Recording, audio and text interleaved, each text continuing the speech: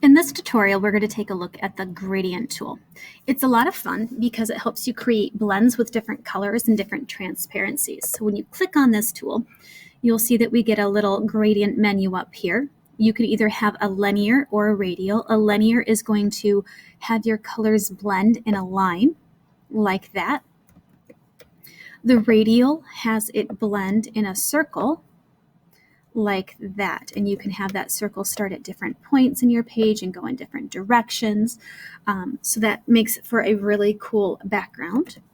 One of the other things you can do is click up here. I was using one of the preset gradients that's on here, but you can also customize these. So if you like one, let's say like this one, you wanted 3 colors, you can change the colors by clicking right here on color.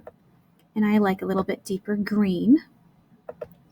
And then maybe I want this yellow to be a blue. Let's go for a little bit lighter blue. And then I want this color to be purple, because purple is one of my favorites. And there's my custom blend. The other thing that I can do to customize this even more, let's say I want more purple to show, I can drag that. And I can have the colors show up at different points throughout that gradient and customize that even more. So now here is my new gradient, just like that.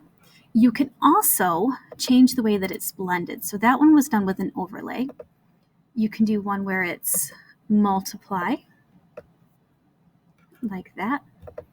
You could do one where it's going to darken it. You can change the lighting, although it doesn't seem to be doing much difference with some of those. But you can play around with some of these because the saturation will change a little bit. And you can do one gradient over top of another and just kind of keep building those as you want. So the gradient tool is a lot of fun. So have fun playing with it.